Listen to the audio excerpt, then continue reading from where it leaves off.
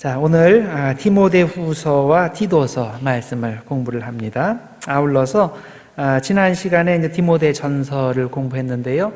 저희가 디모데전서를 공부할 때에 교회의 사역 조직에 대해서는 다음 시간에, 즉 오늘 말씀드리겠다고 제가 미리 말씀을 드렸습니다.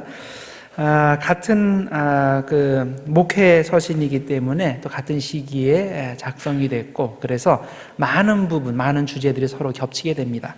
그 중에서 지난 시간에 다루지 않고 오늘로 미룬 그 교회의 사역 조직에 대해서 먼저 설명드리면서 오늘 시간을 시작하겠습니다. 기독교가 처음 생겨났을 때는 예수님이 곧 재림하신다고 그런 기대가 있었기 때문에 교회의 영구적 조직에 대해서는 사람들이 별로 관심이 없었습니다. 그러나 예수님을 눈으로 목격한 신도들이 하나 둘씩 죽게 되자 사람들은 예수님께서 곧 오시지 않을 수도 있다는 생각을 하게 됩니다. 주님이 언제 오시든지 언제나 주님을 맞이할 준비가 되어 있어야 한다는 사실에서는 변함이 없지만은 교회 지속성을 위해서 최소한도의 사역의 구조가 필요하다고 생각하였습니다. 그래서 생긴 것이 감독, 장로, 집사, 과부의 구조입니다. 자, 여러분들 과부가 거기에 들어가 있다 그래서 좀 이상하지 않아요? 그런데 제가 나중에 설명드리겠지만은 우리 교회의 조직 내에서 일종의 신방 전도사님 같은 그런 자리가 옛날부터 있었습니다. 자, 먼저 감독을 생각해 봅시다. 그리스어로는 에피스코포스라는 단어입니다. 에피스코포스, 그러면 글자 그대로 번역하면 overseer가 돼요. 이렇게 위에서 관찰하며 관리하는 그런 사람이다. 관리자란 뜻입니다. 자, 교회 사역 조직에서 가장 위에 위치하는 사람입니다. 자, 처음에는 이 감독과 장로의 용어가 서로 구분 없이 사용되었습니다. 장로는 그 프레스부테로스라는 그리스어인데요, 엘더, 나이 많은 연장자란 뜻입니다. 자, 처음에는 이 감독과 장로가 서로 구분 없이 혼용되었는데, 그러나 점차적으로 이 둘이 교회에서 서로 다른 역할을 하는 것으로 차별화되기 시작합니다. 물론 처음에는 이 두 직책이 혼용되었기 때문에 자격 요건이나 사역의 내용에서 양자 간에 상당 부분이 겹칩니다. 사도행전 20장 17절에 보면 바울이 에베소의 장로들을 권면하기 위해 자기가 있는 곳으로 그들을 부르는 이야기가 나옵니다. 바울이 밀레도에서 사람을 에베소로 보내어 교회의 장로들을 청하니, 여기 그렇게 돼 있어요. 장로들을 청하니. 자, 그런데 몇 절 후에 가면 바울이 이 장로들을, 똑같은 장로들을 가리켜서 감독으로 부르게 됩니다. 그래서 20장 28절에 이렇게 돼 있어요. 여러분은 자기를 위하여 또는 온 양떼를 위하여 삼가라. 성령이 그들 가운데 여러분을 감독자로 삼고, 감독자라고 돼 있는데 이 감독이에요. 감독으로 삼고, 그래서 여기 에피스코포스라고 돼 있어요. overseers, 감독자로 삼고 하나님이 자기 피로 사신 교회를 보살피게 하셨느니라. 자, 그래서 이때까지만 해도 감독과 장로가 명확하게 구분되지 않은 겁니다. 빌립보서 1장 1절에서도 보면 감독과 장로라는 칭호가 혼용되는 것으로 보입니다. 빌립보서 1장 1절이 이렇게 돼 있어요. 그리스도 예수의 종 바울과 디모데는 그리스도 예수 안에서 빌립보에 사는 모든 성도와 또한 감독들과 집사들에게 편지하노니. 자, 여기에 보면 바울이 빌립보 교인들을 셋으로 구분하죠. 성도들과 감독들과 집사들, 이렇게 셋으로 구분합니다. 자, 보통의 경우면 장로들과 집사들이라고 불러야 될 텐데 여기서는 감독들과 집사들이라고 불렀습니다. 왜 그럴까요? 아직 감독과 장로가 구분되지 않았기 때문일 겁니다. 그런데 디도서 1장 5절에서 9절 사이에 가보면 먼저 장로에 대한 설명이 나오고, 그리고 감독에 대한 설명이 또 길게 따라 나옵니다. 자, 이때쯤에는 감독의 직과 장로의 직이 완전히 서로 구분되는 겁니다. 장로는 직접 교회를 담임하는 사람이고, 감독은 교회를 담임하는 직무에 더해서 장로들을 세우고 그리고 교회 전체 조직을 이끄는 사람인 겁니다. 자, 이름에도 그대로 나와 있죠. 감독, 그러면 overseer, 관리하는 사람, 전체를 보는 사람인데, 장로는 엘더입니다. 그래서 장로의 주요 업무는 오랜 신앙의 경험을 통해서 성도들을 이끄는 역할을 하는 것입니다. 자, 그러면 어떤 기준에서 어떤 사람을 감독으로 세워야 될까요? 자, 감독의 자격 요건에 대해서는 두 군데 나옵니다. 디모데전서 3장 1절 이하에 나오고, 그리고 디도서 1장 7절에서 9절 사이에 설명되어 나옵니다. 자, 이 두 곳에서 제시하는 자격 요건에서 공통적으로 강조되는 것이 있습니다. 감독은 세상 사람들에게나 교인들에게나 책망받을 일이 없어야 한다는 겁니다. 자, 그래서 디모데전서 3장 2절에 이렇게 돼 있어요. 자, 감독에 대해서 설명할 때, 그러므로 감독은 책망할 것이 없으며, 이게 첫 번째 요건이야. 책망할 것이 없으며, 그 다음에 한 아내의 남편이 되며, 절제하며 신중하며 단정하며 나그네를 대접하며 가르치기를 잘하며. 자, 여기에 감독의 첫 번째 자격 요건으로 책망할 것이 없어야 된다고 했는데, 이 말을 하고 나서 그 다음 절부터 여러 가지 다른 자격 조건들이 설명되어 있고, 그리고 또 감독에 대한 설명의 마지막 절인 3장 7절에서도 이 책망할 것이 없다는 것을 다시 반복해서 설명을 합니다. 3장 7절, 또한 외인에게서도 선한 증거를 얻은 자라야 할지니 비방과 마귀의 올무에 빠질까 염려하라. 자, 한편 디도서를 보면 디도서에서도 역시 책망할 것이 없어야 한다는 것이 감독의 첫 번째 자격 요건으로 나옵니다. 디도서 1장 7절, 감독은 하나님의 청지기로서 첫 번째 나온 것이 책망할 것이 없고 제 고집대로 하지 아니하며 급히 분내지 아니하며 술을 즐기지 아니하며 구타하지 아니하며 더러운 이득을 탐하지 아니하며, 이렇게 돼 있어요. 그래서 이것이 이제 감독에 대한 그런 내용이라는 것을 여러분들이 아시면 되고, 그래서 이 감독의 첫 번째 자격 요건이 책망할 것이 없는 것인데, 장로를 설명할 때도 역시 똑같은 표현을 사용을 합니다. 자, 디도서 1장 6절 장로에 대한 설명입니다. 장로는 책망할 것이 없고, 이걸로 시작하죠. 그 다음에 한 아내의 남편이며 방탕하다는 비난을 받거나 불순종하는 일이 없는 믿는 자녀를 둔 자라야 하도다. 자, 왜 이렇게 책망할 것이 없는 것이 감독과 장로의 첫 번째 자격 요건이 되는 것일까요? 그 이유는 그래야 전도가 되기 때문입니다. 교회가 감독이나 장로 같은 직책을 만드는 이유는 보다 효과적으로 복음을 전하기 위함인데, 만일 책망받을 만한 일을 한 사람이 지도자가 된다면 어떻게 그 교회의 전도가 이루어지겠습니까? 특히 당시는 박해 상황에서 감독이나 장로가 무언가 윤리적으로나 정치적으로나 문제가 있어서 세상 사람들에게 존경을 받지 못한다면 교회는 본연의 사명을 감당할 수 없는 것입니다. 바울의 목회 서신이 전달되는 장소인 에베소는 항구 도시죠. 그리고 또 하나 디도서가 전달되는 이 장소는 크레타 섬입니다. 그곳 사람들은 성적으로 문란하고 가정이 깨어지는 예가 많았습니다. 남자들은 당연히 한 아내의 남편이 되어야 하는데 실제로는 많은 여자의 남편 노릇을 하고 있는 처지였고, 그런 아버지를 둔 가정에서는 자연히 아이들이 제대로 성장하지 못합니다. 이런 상황에서 교회는 적어도 가정에서만은 모범을 보여야 한다고 얘기를 하는 겁니다. 성도는 세상 사람들과 구별되는 거룩성을 가져야 하고, 교회 지도자들은 그런 면에서 더욱더 모범을 보여야 하는 겁니다. 자, 그래서 감독과 장로의 자격 요건을 설명할 때 가장 먼저 이야기하는 것이 책망할 것이 없는 것이어야 된다. 그리고 이제 두 번째로 얘기하는 것이 한 아내의 남편이어야 한다. 요즘 보면 당연한 얘기죠. 그런데 당연하지 않기 때문에 이 얘기를 하는 거예요. 그리고 순종하는 자녀를 두어야 한다는 것, 이것이 들어가 있는 것입니다. 그래서 이것이 디모데전서 3장 4절과 5절과 또 디도서 1장 6절에 공통적으로 들어가는 내용입니다. 자, 그러면 감독과 비교할 때 이 장로의 독특성이 무엇일까요? 감독은 어느 정도 제도화가 진행이 될 때 만들어진 역할입니다. 그런데 반해 이 장로는 처음부터 사람들 사이에서 자연스럽게 생겨난 역할입니다. 왜냐하면 어느 단체든지 기본적으로 경험이 많은 연장자에게 주어지는 권위가 있기 때문입니다. 자, 유대교의 회당의 상황을 생각을 해보면 회당은 장로들을 중심으로 운영이 되었습니다. 어느 지역에 유대인들이 거주하게 되면 그곳에서 유대인의 문화와 언어와 신앙을 보존하기 위해서 회당을 짓습니다. 그리고 나서 그것의 장로들을 세우고 그들로 하여금 그 지역의 유대 사회를 치리하게 하고 예배를 인도하고 성경의 해석과 적용을 주관하도록 했습니다. 자, 최초의 교회는 이런 유대교의 장로 제도를 자연스럽게 도입했을 것으로 생각합니다.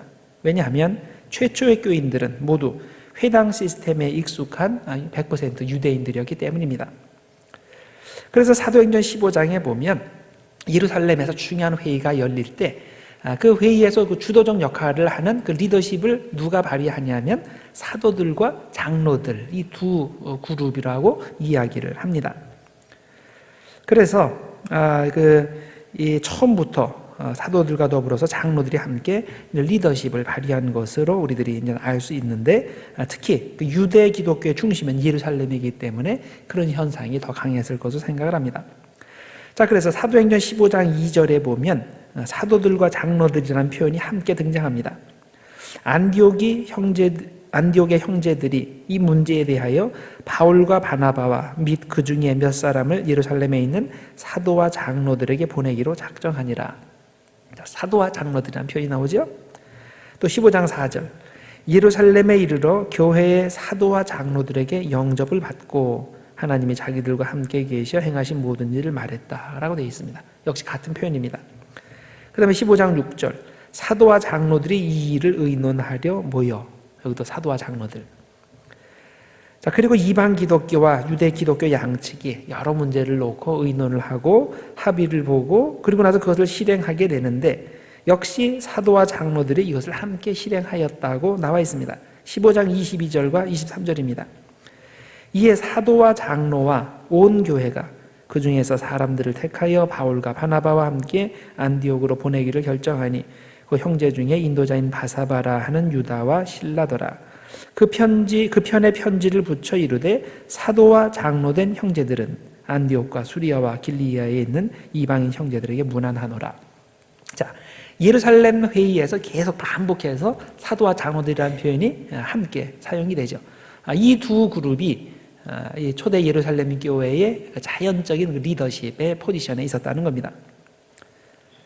자, 그 다음에 세 번째 그 사역 구조에 나오는 사람은 집사입니다. 디아코노스, 디컨입니다. 사도행전 6장에 보면 초대교회가 집사를 선택한 이유가 나오죠. 12사도가 모든 제자를 불러 이르되 우리가 하나님의 말씀을 제쳐놓고 접대를 일삼는 것이 마땅치 아니하니 형제들아 너희 가운데서 성령과 지혜가 충만하여 칭찬받는 사람 7을 택하라. 우리가 이 일을 그들에게 맡기고 우리는 오로지 기도하는 일과 말씀 사역에 힘쓰리라 하니. 사도행전 6장 2절에서 4절 사이에 나오는 내용입니다. 자, 초대교회가 집사를 선택한 이유가 뭐라 그랬습니까? 그들에게 봉사와 구제 일을 맡김으로써 사도들이 말씀과 기도에 전념하기 위해서입니다. 자, 그런데 나중에 보면 이 집사들이 구제와 그런 봉사의 일만 하지 않죠. 나중에 가면 사방을 다니면서 복음 전도 사역에 적극적으로 참여하게 됩니다. 자, 사역의 범위가 확장이 되는 거죠. 이것이 사도행전의 상황인데, 목회서신이 기록될 즈음에는 집사가 감독, 장로, 집사라는 그 기본 구조, 사역 구조 안에서 그 집사로서만의 독특한 임무와 자격이 분명하게 규정되는 것을 볼 수 있습니다. 그래서 디모데전서 3장 8절에서 10절 사이에 집사에 대한 설명이 이렇게 나옵니다. 이와 같이 집사들도 정중하고 일구이연하지 아니하고 술에 임박히지 아니하고 더러운 일을 탐하지 아니하고 깨끗한 양심에 믿음의 비밀을 가진 자라야 할지니 이에 이 사람들을 먼저 시험하여 보고 그 후에 책망할 것이 없으면, 여기도 이제 책망할 것이 없다는 표현이 나오죠. 집사의 직분을 맡게 할 것이요. 자, 그 다음에 3장 12절에도 보면 집사들은 한 아내의 남편이 되어 자녀와 자기 집을 잘 다스리는 자일지니, 이렇게 되어 있습니다. 자, 집사는 감독이나 장로와는 달리 올바른 교리를 가르치거나 교회를 관리하고 치리하는 역할이 주어지지 않았습니다. 그러나 역시 세상 사람들의 모범이 되어야 한다는 것에는 차이가 없습니다. 집사도 역시 책망할 것이 없어야 합니다. 감독이나 장로의 경우같이 역시 그 한 아내의 남편으로서의 역할을 잘 감당하고 또 자녀와 자기 집을 잘 다스리는 그런 가정의 모범을 보여야 하는 겁니다. 자, 지금까지 감독과 장로와 집사에 대해 특히 남자 사역자들에 대해서 설명하였는데 여자 사역자에 대한 이야기도 있어야 하지 않을까요? 아무리 당시가 가부장적 사회라고 해도 초대교회 여자 교회들이 많이 있었을 텐데 여자 사역자에 대한 이야기도 있어야 하지 않을까요? 당연히 있습니다. 성경 여러 군데에서 여자 사역자들에 대한 정보가 나옵니다. 우선 빌립보서 4장 2절과 3절에 보면 2명의 여자 사역자에 대한 언급이 나옵니다. 내가 유오디아를 권하고 순두개를 권하노니 주 안에서 같은 마음을 품으라. 또 참으로 나와 멍에를 같이 한 네게 구하노니 복음에 나와 함께 힘쓰던 저 여인들을 돕고 라고 되어 있습니다. 유오디아와 순두개는 전도와 교회 사역에서 바울과 함께 힘쓰던 사람들입니다. 즉 바울을 도와서 사역을 미니스트리를 진행하던 사람들이었습니다. 한편 로마서 16장 1절과 2절에 보면 여자 집사에 대한 언급이 나옵니다. 내가 갱그리아 교회의 일꾼으로 있는 우리 자매 베베를 너희에게 추천하노니 너희는 주 안에서 성도들의 합당한 예절로 그를 영접하고 무엇이든지 그에게 소용되는 바를 도와줄지니 이는 그가 여러 사람과 나의 보호자가 되었음이라. 저기에 보면 갱그리아 교회의 일꾼으로 있는 우리 자매 베베라고 돼 있어요. 그런데 이 일꾼이라는 원어가 디아코노스라고 돼 있어요. 그래서 이것은 집사로 번역하는 것이 맞죠. 내가 갱그리아 교회의 집사로 있는 우리 자매 베베를 너에게 추천하노니.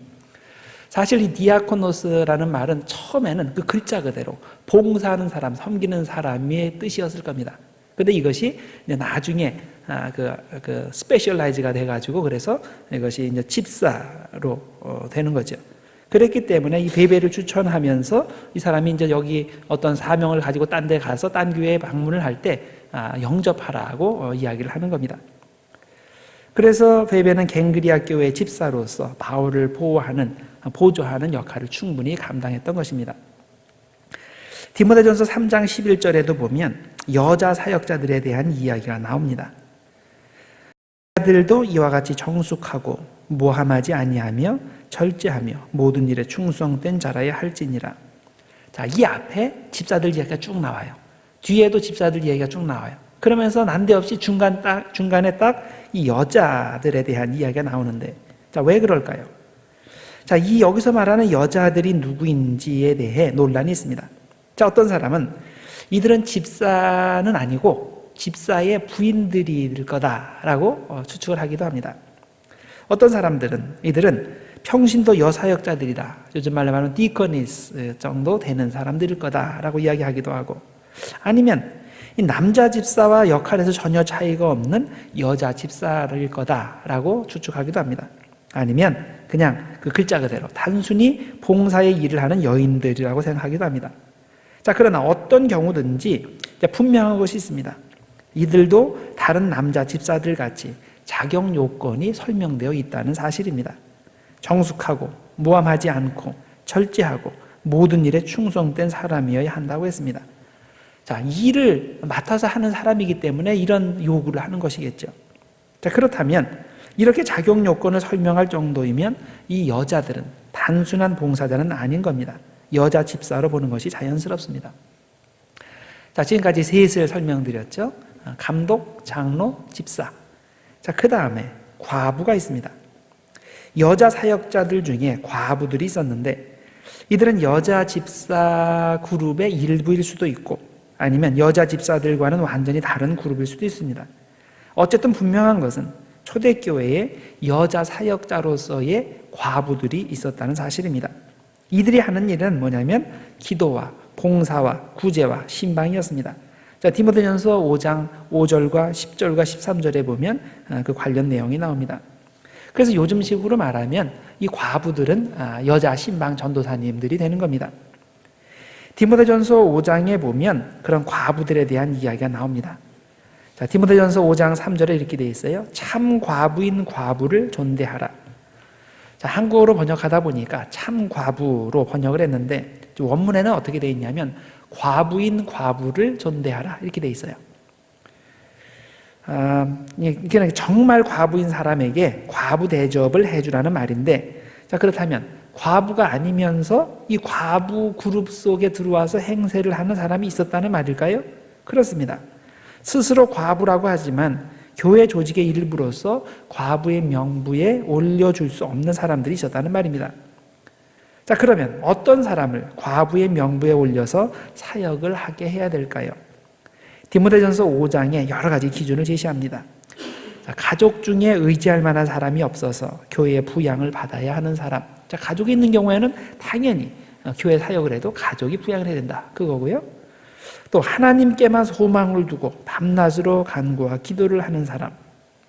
선한 행실의 증거가 있어서 자녀 양육이나 손님 접대나 봉사나 구제에 모범을 보이는 사람. 이미 그 트랙 레코드가 좋아가지고 봉사하면서 큰 문제를 일으키지 않았던 그런 사람들.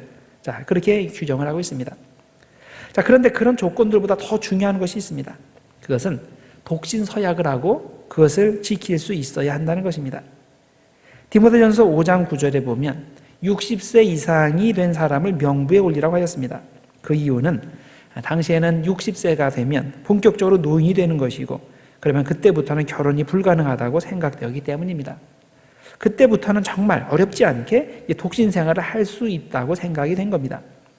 또 같은 이유로 젊은 과부는 이 명부에 올리지 말라고 하였는데 이 중간에 독신 서약을 깨고 그리고 시집 갈 수 있기 때문입니다.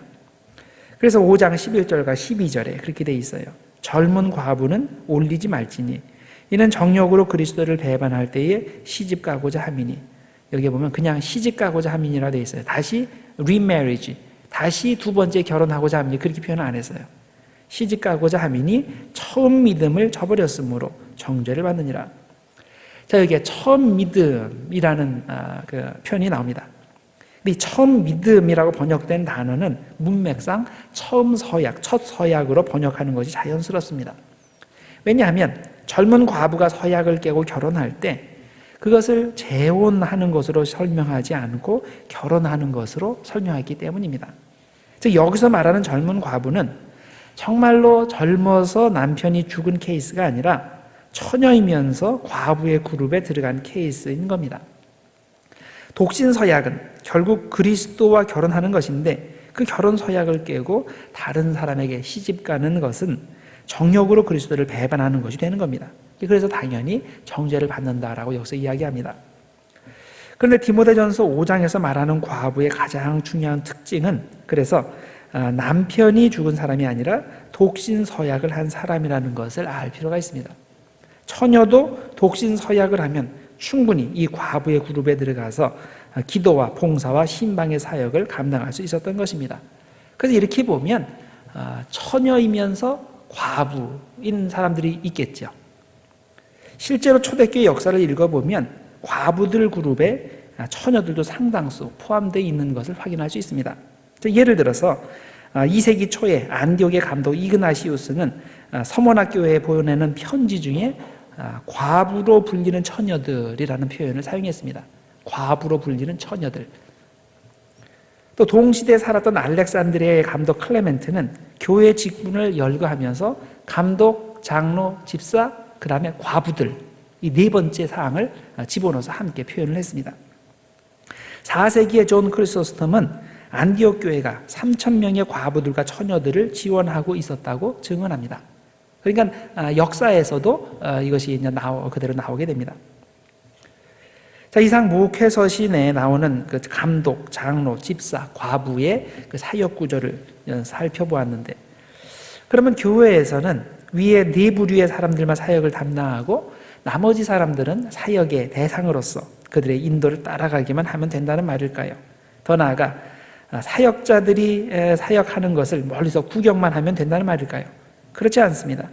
주님의 교회에서는 그들만 사역하는 것이 아니라 모든 성도가 함께 사역에 참여해야 됩니다. 왜냐하면 하나님께서 애초에 사역자를 세우시는 이유가 바로 그것이기 때문입니다. 하나님의 계획은 교회에서 사역자 혼자서 사역하는 것이 아니라 다른 모든 성도가 함께 사역에 참여하도록 돕는 것이 사역자의 임무이기 때문입니다. 그래서 에베소서 4장 11절과 12절에 그 점을 명확히 설명합니다. 그가 어떤 사람은 사도로, 어떤 사람은 선지자로, 어떤 사람은 복음 전하는 자로, 어떤 사람은 목사와 교사로 삼으셨으니, 자, 사역자들로 삼아주셨어요. 그런데 그 이유가 뭐예요? 이는 성도를 온전하게 하여 봉사의 일을 하게 하며, 자, 사역자들이 봉사하는 게 아니에요. 성도들을 온전하게 세워서 그들로 하여금 봉사를 하게 하며 그리스도의 몸을 세우게 하려 함이라, 이렇게 되어 있습니다. 주님께서 어떤 사람들을 사도나 선지자나 목사나 교사로 세우신 이유가 뭡니까? 그들 혼자서 사역 잘 감당하길 원하셔서 그들을 세우신 것이 아니라 그들의 사역을 통해서 다른 성도를 온전하게 만들고, 그리고 그것을 통해서 그들이 봉사일을 잘하게 하고, 그럼으로써 그리스도의 몸을 세우기 위함입니다. 모든 사역자의 임무는 그래서 자기 혼자 사역 잘하면 되는 게 아닙니다. 반드시 다른 사람들을 세워서 함께 사역하게 만드는 것입니다. 여러분, 목사든지 어떤 교사든지 속장님이든지 어떤 교회의 어떤 사역 분야를 맡았을 때 누가 잘하는 사역자인가? 그는 혼자 아주 efficiently, 아주 그냥 빠르게 완벽하게 하는 거 절대 사역 잘하는 게 아니에요. 그게 잘하는 것이 아니라 내가 빨리 할 수 있지만은 조금 느리더라도 함께 사람들 도와서 같이 갈 수 있도록 격려하고 가르치고, 이런 사람이 사역을 잘하는 거예요. 이게 주님께서 사역자를 세우신 목적이 바로 거기에 있는 거예요. 다른 사람들이 함께 사역 잘하도록 돕고, 그래서 함께 그리스도의 몸을 세우는 것이 모든 사역자의 목적인 겁니다. 그래서 교회는 두 종류의 교회가 있다고 말해요. 하나는 안 되는 교회, 또 하나는 되는 교회. 자, 안 되는 교회는 유람선 같은 교회, 되는 교회는 군함 같은 교회, 이렇게 표현을 합니다. 자, 유람선 같은 교회. 자, 사람들이 유람선을 왜 탈까요? 일하려고 탑니까? 아니죠. 관광하려고 타죠. 일단 돈을 지불하고 배를 타면 그때부터는 자기는 일을 안 해요. 일을 안 하고 그 배에 고용된 사람들만 일을 합니다. 승객들은 그냥 즐기면 됩니다. 배고프면 가서 먹으면 되고, 졸리면 가서 자면 되고, 배가 어느 항구에 데려다주면 거기서 내려서 열심히 구경하고 다니면 되고, 그게 이제 그 승객이 하는 일입니다. 자, 그래서 만일 우리 교회가 이런 유람선 같은 교회가 되면 누가 일하게 됩니까? 사역자들만 일하게 되죠. 성도들은 다 구경만 합니다. 일이 잘 안 되고 자기들이 불편해지면 모든 사역자들 책임으로 돌립니다. 목사님 책임, 전도사님 책임, 속장님 책임, 장로님 책임, 성가대장 책임, 이런 식으로 다 그렇게 되는 거죠. 이런 일꾼들이 일을 안 해서, 열심히 안 해서 자기들이 편안하지 못하다는 거죠. 그리고 만일 좀 일을 해달라고 부탁을 받으면 어떻게 합니까? 가차없이 교회를 떠납니다. 유람선에 탄 사람이 일하는 거 봤습니까? 승객으로 탔는데, 난 쉬려고 탔는데, 갑자기 승무원이 와가지고, 이거 일 좀 해주십시오. 그러면 그 다음부터 거기 안 타죠. 딴 배로 갈아타면 되는 겁니다. 자, 이런 교회는 생명력이 없습니다. 교회의 극히 일부만 일하기 때문에 당연히 추진력이 없고 겨우 생명만 유지하는 신세가 되는 겁니다. 한편 군함과 같은 교회는 모두가 열심히 일합니다. 각자 맡은 사명이 있는데 그 일은 자기가 해야지 남이 해줄 수 없습니다. 그래서 군함에 탄 군인들은 각자가 할 일이 따로 있습니다. 아무 할 일이 없이 놀거나 구경하는 사람은 하나도 없는 거죠. 모두가 지휘관의 명령에 따라서 일사불란하게 움직입니다. 자, 우리 교회가 이런 군함 같은 교회가 된다면 얼마나 활기차겠습니까? 모두가 각자 맡은 곳에서 사명감 가지고 열심히 일을 하는데, 그러면 자연히 전체 교회가 생명력이 넘치게 됩니다. 간혹 불편해지고 또 힘들게 되는 그런 상황이 있습니다. 자, 그래도 다른 교회로 옮기지 않습니다. 자, 군함에 탄 군사가 일이 힘들다고 다른 군함으로 갈아타는 거 봤습니까? 유람선은 다른 유람선으로 갈아타요. 군함은 다른 데로 갈아타지 않습니다. 함께 모든 사람이 어려운 일도 같이 하고 불편한 일도 같이 하면서 목표를 향해 전진하는 것입니다. 우리가 스스로를 군함같이 생각한다면 이런 교회가 세상에 주님의 복음을 전하고 복음으로 세상을 변화시킬 수 있는 것입니다. 자, 현재 여러분들 교회에 이렇게 몸담고 또 여러 사역 분야에 몸담고 계신데, 자, 교회에 오는 그 근본 목적이 무엇입니까? 어떤 마음으로 교회에 나오십니까? 유람선에 탄 것으로 생각하시고 교회에 나오십니까? 아니면 군함에 탄 것으로 생각하시고 교회에 나오십니까? 사역은 목사나 전도사나 간사나 속장의 타이틀을 가진 사람만 하는 것이 아닙니다. 자, 교회에 속한 모든 사람은 각자 맡은 사명이 있고 그 맡은 사명을 최선을 다해 감당할 때 교회가 생명력 있게 움직이는 것입니다. 다시 말해서 사역은 누가 하냐? 전문 사역자들만 하는 것이 아니라 모든 사람이, 모든 교인이 함께 사역을 해야 되는 것입니다. 이것이 바로 군함 같은 교회를 만드는 것입니다. 자, 그 다음에 이 디모데전서에서는 그 교회 사역에 대해서 많이 이야기를 하기 때문에 누가 정말 그리스도가 기뻐하시는 좋은 그 사역자들, 그리스도의 일꾼이 되는가에 대한 설명이 많이 나옵니다. 자, 그 중에서 몇 가지를 추려드리면 이렇습니다. 자, 그리스도의 예수의 좋은 일꾼이 되어 있는 사람은 어떤 사람인가? 첫 번째, 하나님을 사랑하는 사람입니다. 우리가 주님의 일을 할 때 두 가지 종류가 있을 수 있습니다.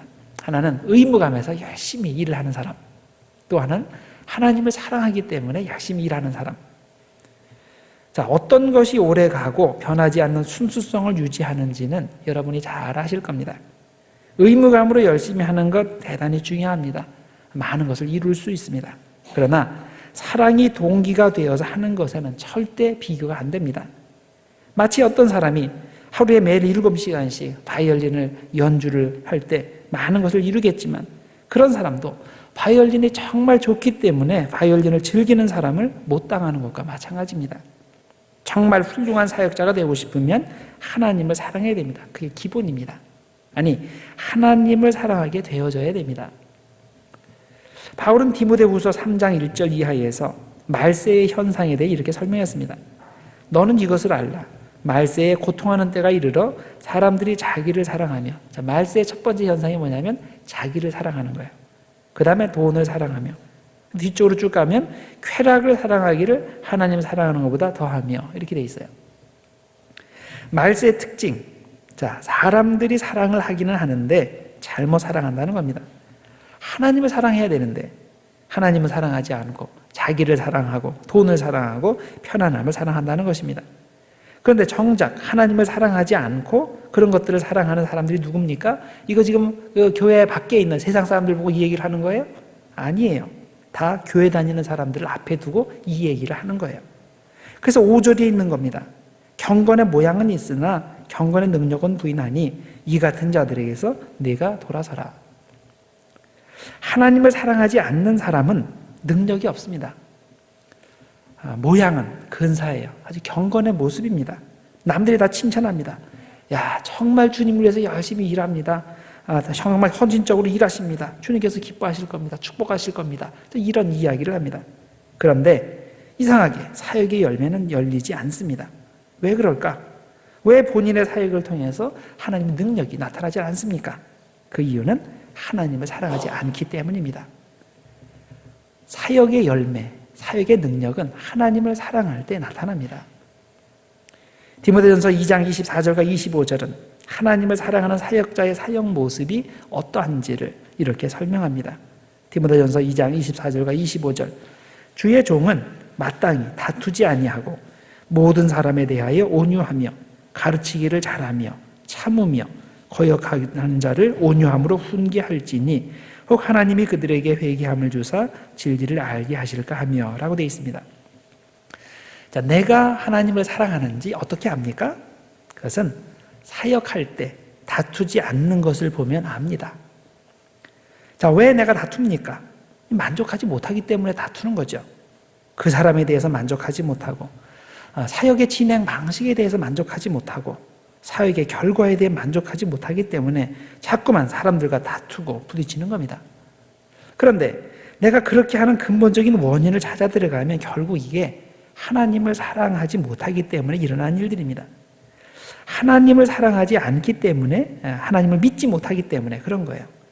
자, 하나님을 사랑하면 하나님이 하시는 일을 다 이해하지는 못해도 모든 것을 기쁨으로 받아들입니다. 하나님이 하시는 일은 무조건 좋은 겁니다. 이런 마음이 있을 때 다툴 일도 다투지 않게 되고 자꾸만 나를 방해하고 거역하는 사람도 온유한 마음으로 대하고 끝까지 참을 수 있는 겁니다. 21장에 보면 예수님께서 하늘로 승천하시기 전에 마지막으로 베드로를 찾아가셨죠. 그리고 한 가지를 요구하셨죠. 그것이 사랑입니다. 베드로야, 네가 정말 나를 사랑하느냐? 정말로 나를 사랑하느냐? 나를 사랑하느냐? 이 세 번을 물으셨습니다. 자, 사역자는 사랑이 필수라는 뜻입니다. 사랑만 있으면 다 된다는 뜻입니다. 사랑이 있는 사람은 나머지 것들은 차차 배우면 돼요. 어떤 사람은 조금 시간이 걸리고 어떤 사람은 좀 빨리 깨우치고 할 뿐 결국에는 사랑이 이깁니다. 모두 하나님 사랑을 통해서 주님의 뜻을 이루게 됩니다. 그런데 하나님 사랑이 없는 사람은 아무리 노력해도 이 기본이 안 돼 있기 때문에 그게 안 되는 겁니다. 주님의 능력이 나타나질 않습니다.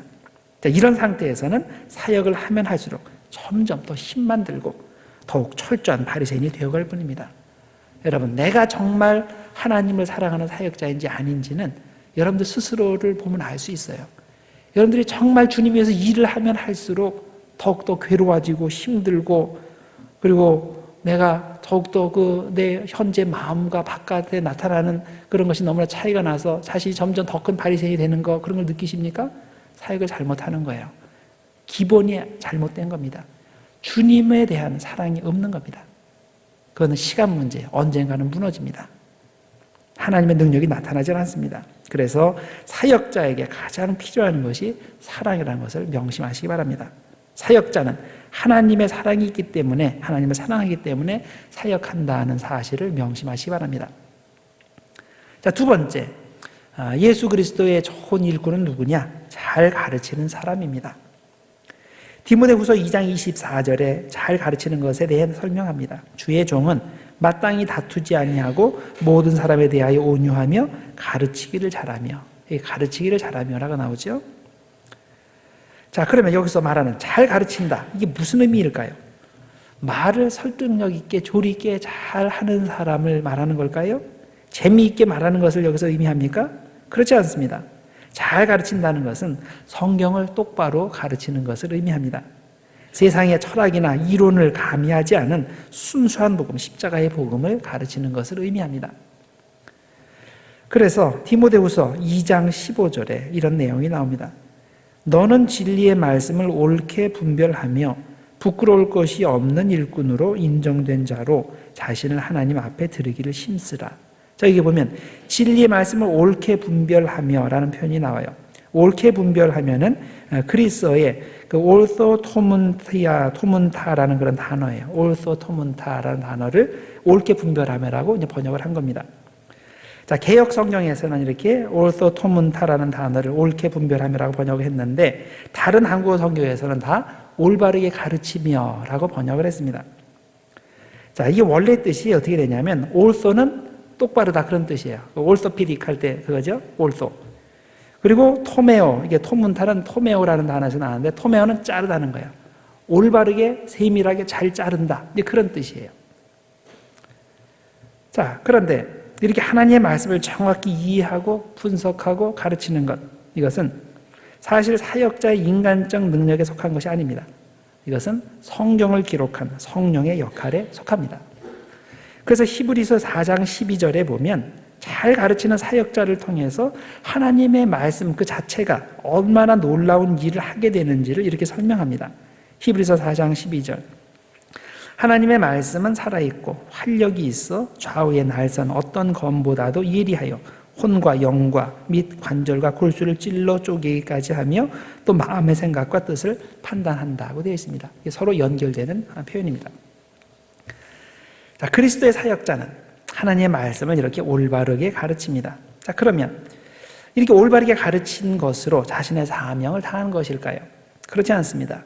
사역자는 자신이 전한 말씀을 자신의 삶에서 실천하는 모범을 보여야 됩니다. 하나님의 말씀은 말로 가르치면 되는 것이 아니라 반드시 사역자의 삶으로 가르쳐야 됩니다. 그래야 그곳에서 하나님의 능력이 나타납니다. 디도서 2장 7절과 8절에 그 내용이 나옵니다. 범사에 네 자신의 선한 일에 본을 보이며 교훈에 부패하지 아니함과 단정과 책망할 것이 없는 바른 말을 하게 하라. 저기 보면 범사에 네 자신이 선한 일에 본을 보이라고 되어 있죠. 또 디모데전서 4장 12절도 같은 내용입니다.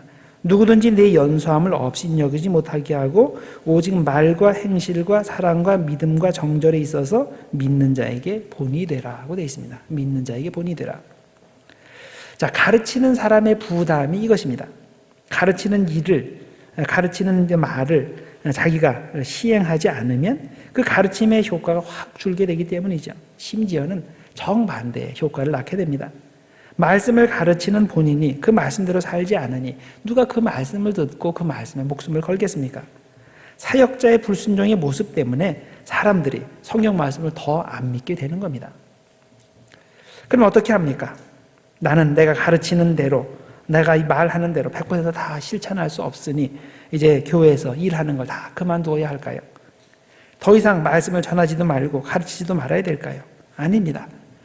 나는 내가 가르치는 그 말씀의 대상이라고 생각하고서, 나도 그 말씀의 대상에 포함된다고 생각하고서 말씀 안에서 계속 성장하면 됩니다. 나도 당연히 사역자로서 하나님의 말씀으로 양육받아야 되는 겁니다. 디모데전서 4장 6절이 그 내용이 나옵니다. 내가 이것으로 형제를 깨우치면 그리스도 예수의 좋은 일꾼이 되어 믿음의 말씀과 네가 따르는 좋은 교훈으로 양육을 받으리라. 양육을 받으리라. 이게 주어가 누구예요? 너예요. 딴 사람이 아니고.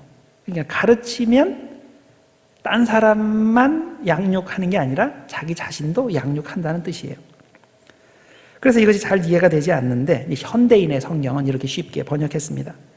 그대가 이런 교훈을 형제들에게 잘 가르치면 그리스도 예수님의 훌륭한 일꾼이 될 것이며 그대 자신도 믿음의 말씀과 그대가 따르는 선한 교훈으로 양육을 받게 될 것입니다. 이렇게 돼 있어요. 자, 말씀을 가르치는 자가 범하기 쉬운 실수 중에 하나가 뭔지 압니까? 자신을 양육의 대상에서 제외하는 겁니다. 나는 성경의 진리를 가르치는 사람, 나는 완벽하게 다 아는 사람, 성도들은 가르침을 받는 사람, 잘 모르는 사람, 이렇게 둘로 딱 구분하면서 하나님께서 선포하시는 그 말씀을 통해서 정작 나를 가르치시고 양육하시는 것을 거부하는데, 그러면 안 되는 거죠. 사역자가 말씀을 가르칠 때 그 말씀을 듣는 청중들뿐만 아니라 말씀을 가르치는 자기 자신도 그 말씀의 양육 대상이 되는 겁니다. 말씀을 가르치는 사람은 진정한 사역의 열매를 맺기 위해서 이렇게 그 말씀 안에서 자신도 양육받고 성장해야 됩니다. 그래서 교인들과 세상 사람들에게 그 성장의 삶의 모범을 보여야 하는 겁니다. 그런데 사역자가 그렇게 해야 하는 더 중요한 이유가 있습니다.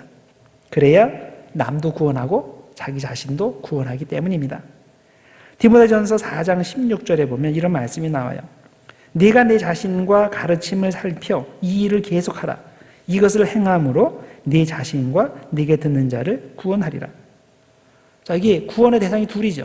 네 자신과 네게 듣는 자. 사역자는 이미 다 구원받은 사람이 아닙니까? 그러니까 사역자가 되지 않았겠어요. 사역자가 잘 가르칠 때 그 가르침을 받는 사람들을 구원한다고만 하면 되지 왜 가르치는 자신도 구원받는다라고 할까요? 그 이유는 잘 가르치고도 자기는 구원받지 못하는 사역자가 많이 생기기 때문입니다. 자신이 가르치는 말씀 안에서 자기가 은혜 받고 그 안에서 성장하지 못하면 남은 많이 구원할 수 있어도 자기는 구원받지 못한다는 말입니다. 여러분, 이 세상에는 거짓 선생들이 너무나 많이 활동합니다. 말은 잘합니다. 그런데 드러나지 않는 삶은 아주 지저분합니다. 그러면 그런 나쁜 사람들의 가르침을 통해서는 전혀 구원의 역사가 일어나지 말아야 하지 않을까요? 그렇지 않습니다. 그런 사람들을 통해서도 하나님은 역사하십니다. 어차피 하나님은 불완전한 도구를 통해 당신의 일을 하시기 때문에, 다시 말해서 하나님은 인간의 거룩성이나 완벽성 때문에 역사하시는 것이 아니라 하나님 자신의 거룩성과 자신의 능력 때문에 역사하시는 것이기 때문에 사기꾼을 통해서도 하나님은 충분히 많은 사람들을 구원하실 수 있는 겁니다. 그러나 사기꾼 본인은 절대로 구원받지 못합니다. 마태복음 7장 22절과 23절이 그런 사기꾼들의 운명을 미리 알려주지 않았습니까? 그날에 많은 사람이 나더러 이르되 주여 주여 우리가 주의 이름으로 선지자 노릇하며 주의 이름으로 귀신을 쫓아내며 주의 이름으로 많은 권능을 행하지 아니하였나이까 하리니 그때에 내가 그들에게 밝히 말하되 내가 너희를 도무지 알지 못하니 불법을 행하는 자들아 내게서 떠나가라 하리라. 사역자는 사역의 열매로 자신의 구원을 정당화할 수 없다는 것을 명심해야 됩니다. 사역의 열매는 하나님께서 역사하시기 때문에 하나님의 은혜로 이루어지는 것일 뿐 사실 사역자 자신과는 아무 상관이 없는 겁니다.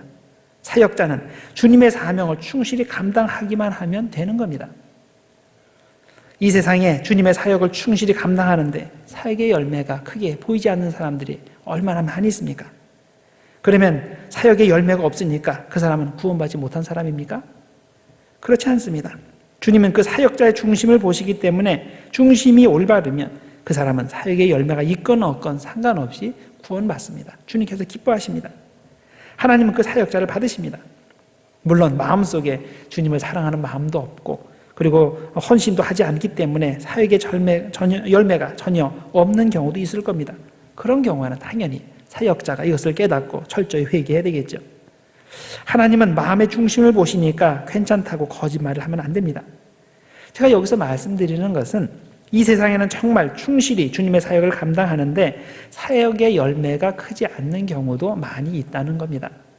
예를 들어서 젊은 사람들 다 도시로 떠나고 노인들만 있는 어떤 시골에 있는 교회에 목사님 보고 왜 그렇게 오랫동안 있으면서 교회가 부흥하지 않느냐고 말한다면 이게 어떻게 되는 겁니까? 모슬렘권에 들어가서 선교하는 분에게 왜 당신은 1년이 지났는데도 세례 한 사람 못 주냐고 그렇게 한다면 이게 어떻게 되는 겁니까? 사역의 열매가 없으니 그 사역자는 무언가 문제가 있는 사람입니까? 더 나아가 구원받지 못한 사람입니까? 아닙니다. 모든 조건이 정상인 경우에는 주님께 정말 헌신하는 사역자가 더 큰 열매를 맺게 되겠지만 그렇게 겉으로 보이는 사역의 성과만 보고 그 사역자를 평가하면 안 되는 겁니다.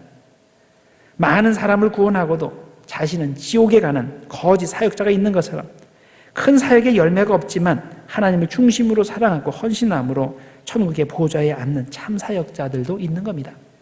그래서 여러분 잘 가르치는 것이 뭔지 똑바로 이해하시고 참 사역자와 거짓 사역자를 잘 분별하시길 바랍니다. 자, 그 다음에 세 번째로 예수 그리스도의 좋은 일꾼은 충성을 다합니다. 사도 바울은 디모데후서 4장 6절과 7절에서 자신의 평생의 삶을 이렇게 표현했습니다. 전제와 같이 내가 벌써 부어지고 나의 떠날 시각이 가까웠도다.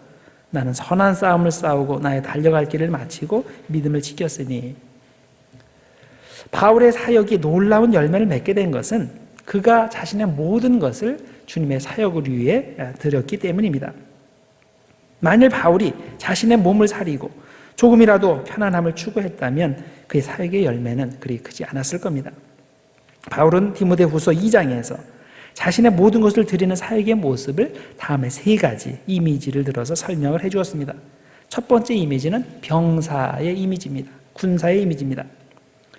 디모데후서 2장 3절과 4절 너는 그리스도 예수의 좋은 병사로 나와 함께 고난을 받으라.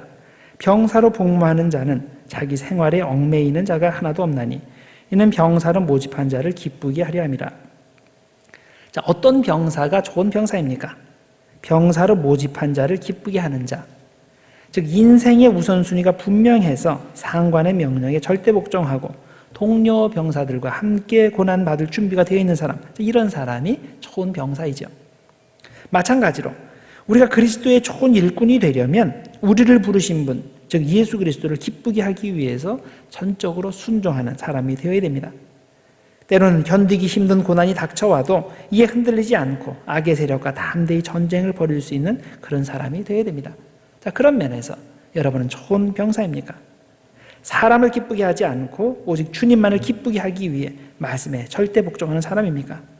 자, 사역자는 주님만을 기쁘게 한다는 분명한 목적의식이 있어야 됩니다.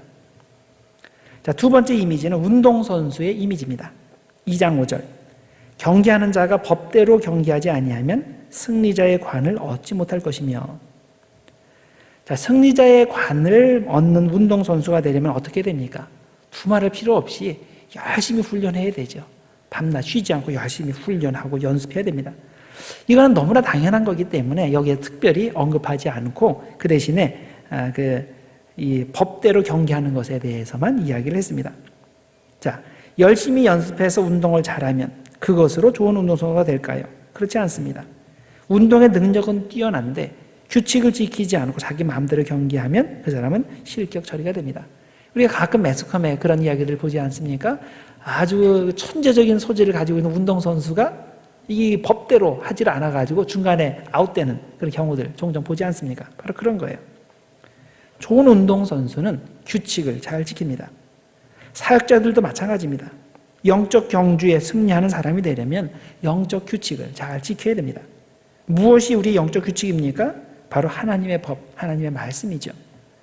우리는 하나님의 말씀을 잘 숙지하여 그 가르침대로 믿음의 경주를 해야 됩니다. 그래야 마지막 결승선에 도착할 때 실격 처리되지 않고 승리의 면류관을 얻을 수 있습니다.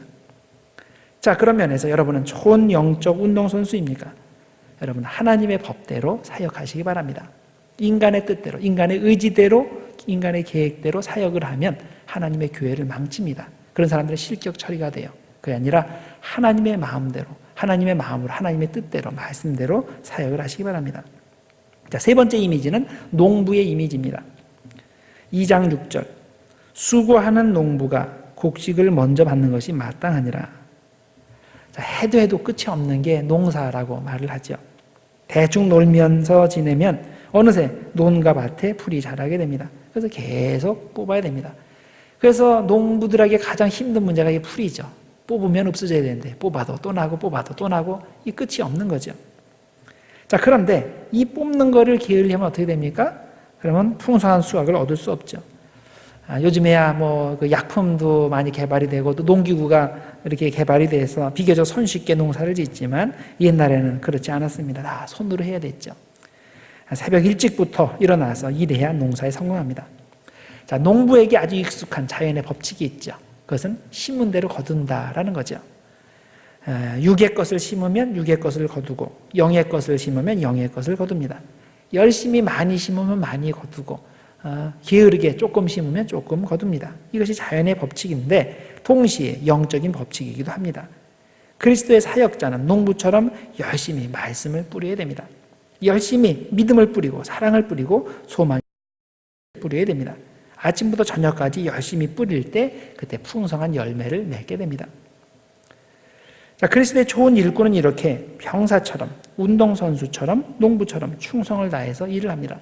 자, 그런데 그렇게 열심히 일하는 태도를 가지는 것보다 근본적인 것이 있습니다. 더 중요한 것이 있습니다. 바로 영혼이 깨끗해야 한다는 것입니다. 마음이 순수해야 된다는 거예요. 그래서 디모데후서 2장 20절과 21절에 그 내용이 나오죠.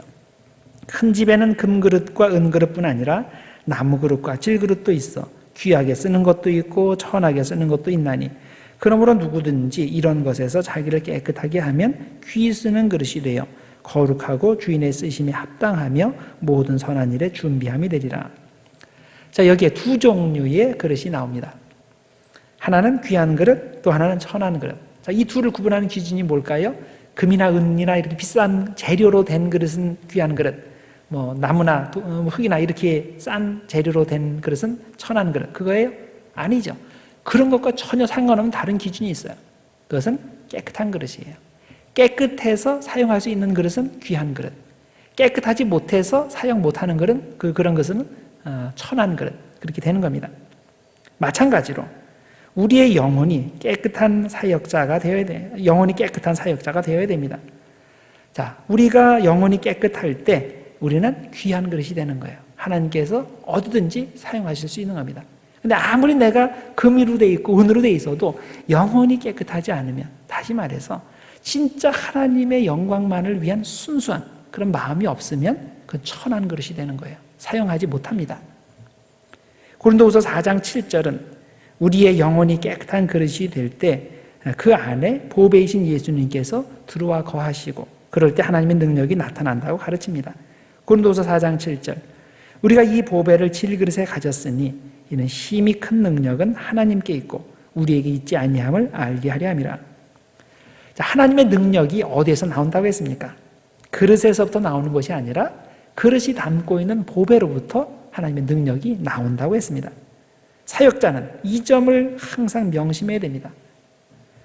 나는 금그릇이 아니어서 열매가 없어. 나는 은그릇이 아니어서 하나님께 크게 쓰임받지 못하는 거야. 이런 생각을 하면 안 됩니다. 사역의 능력은 내가 어떤 그릇인가가 결정하는 게 아니라 내 영혼이 순수한가, 내 영혼이 깨끗한가, 이게 결정하는 겁니다. 여러분들 집에 혹시 보물이 있어요? 집에 혹시 한 4캐럿짜리 다이아몬드 있어요? 그럼 그걸 어디다가 보관합니까? 그럼 그냥 질그릇 같은 데다가 그런 데 보관해요? 아니면 아주 그냥 아무도 뚫지 못할 아주 금고에다 보관합니까? 아니면 은행의 세이프티 디파짓 박스에 혹시 다이아몬드가 들어가 있습니까? 하나님께서 보물을 어디에 두실까요? 하나님께서는 그런 세이프티 디파짓 박스에 보물을 두시지 않고 질그릇에 두신다 그랬어요. 질그릇은 뭡니까? 깨지는 그릇이에요. 연약한 육신입니다. 연약한 우리들을 믿어주시고 거기에 보배를 담아주십니다. 자, 그러면 왜 금그릇만 골라서 거기에다가 보배를 담지 않으시고 꼭 질그릇에다가 보배를 담으실까요? 그 이유는 겸손하게 하기 위해서입니다. 능력은 없어도 겸손하고 마음이 순수한 사람이 하나님의 일을 하는 거지, 능력이 있고 금그릇 같은 사람인데 정신이 삐뚤어진 사람은 절대 하나님께서 보물을 주실 수가 없어요. 그런 사람은 그걸 가지고 사탄의 일을 하기 때문입니다. 그래서 그 말씀이 그렇게 되는 거예요. 우리가 이 보배를 질그릇에 가졌으니 그 이유가 뭐냐? 이는 힘이 큰 능력은 하나님께 있고 우리에게 있지 아니하다는 것을 우리로 하여금 알게 하시기 위해서다라고 되어 있는 거예요. 빙점이라는 소설을 쓴 그 미우라 아야코라는 소설가가 있죠. 오랜 동안 병중에서 있으면서 예수님을 만나고 그 후에 자신의 글을 통해서 주님의 일을 전한 그런 유명한 일본의 크리스천 작가입니다. 이런 시를 쓴 적이 있습니다. 병들지 않으면 드리지 못할 기도가 있다. 병들지 않으면 믿을 수 없는 기적이 있다. 병들지 않으면 가까이 갈 수 없는 성소가 있다. 병들지 않으면 우러러 볼 수 없는 거룩한 얼굴이 있다. 병들지 않고서는 나는 인간이 될 수조차 없다. 이런 시를 남겼습니다. 질그릇에 하나님의 보배를 가진 사람만이 고백할 수 있는 내용입니다. 우리가 연약한 질그릇이라는 사실은 언제나 우리에게 큰 도전이 됩니다. 이것을 우리는 이것 때문에 정말로 불편해지고 때로는 이것 때문에 큰 고통을 받습니다. 그런데 그런 연약함을 통해서 우리는 겸손함을 배우고 그런 겸손함을 통해서 하나님의 힘이 큰 능력이 우리를 통해 나타나는 것을 경험하게 되는 겁니다. 자, 구체적으로 어떤 능력을 경험합니까? 고린도후서 4장 8절과 9절은 이렇게 설명을 합니다. 우리가 사방으로 우겨쌈을 당하여도 쌓이지 아니하며 답답한 일을 당하여도 낙심하지 아니하며 박해를 받아도 버림받지 아니하며 거꾸로 뚫림을 당하여도 망하지 아니하고. 자, 사방으로 우겨쌈을 당한다. 그러면 그것이 이제 자기가 아주 굉장히 어려워지고 자기가 망하게 되는 거겠죠. 그럼에도 불구하고 결국에는 쌓이지 않게 된다는 겁니다. 또 그 답답한 일 때문에 진짜 미칠 것 같은데 실제로는 낙심하지 않고 박해를 받아서 좌절할 것 같은데 실제로는 그렇게 되지 않고 다시 일어서고 거꾸림 뜨림을 당하면 완전히 망할 줄 알았는데 실제로는 망하지 않고 다시 일어서게 되고. 자, 이 정도 되는 사람 누가 이길 수 있겠습니까? 그런데 이런 놀라운 일들이 연약한 질그릇 때문에 생기는 겁니까? 아니죠. 그 질그릇 안에 담긴 보배 때문에 이런 엄청난 일이 생긴다는 겁니다. 따라서 우리는 이제 질그릇에 초점을 맞추지 말고 보배에 초점을 맞춰야 됩니다. 왜냐하면 정말 나를 지켜주는 것은 질그릇이 아니라 내 안에 있는 그리스도의 생명이기 때문입니다. 사역자는 이것을 항상 명심해야 됩니다. 결국 나를 지켜주는 게 뭐냐? 내 친구도 아니고 나의 어떤 좋은 조건도 아니고 내 가진 금이나 은 그런 것도 아니에요. 내 안에 담긴 그리스도가 결국 나를 지켜준다는 것을 명심하시기 바랍니다. 이것에서 흔들리면 자꾸 사람들이 하자는 대로 따라가게 돼요. 자꾸 사람의 눈치를 보게 됩니다. 그런 사람은 그리스도가 사랑하시는 사역자가 될 수가 없습니다. 사역자는 그릇 때문에 사역하는 것이 아니라 보배 때문에 사역한다는 사실을 항상 명심해야 됩니다. 그럴 때 하나님께서 역사하시고 또 하나님의 능력이 나타나게 됩니다. 주님 앞에 항상 깨끗하고 순수한 그릇이 되어서 주님의 일에 기묘히 사용되는 여러분들 모두가 되기를 주님의 이름으로 축원합니다. 기도하겠습니다.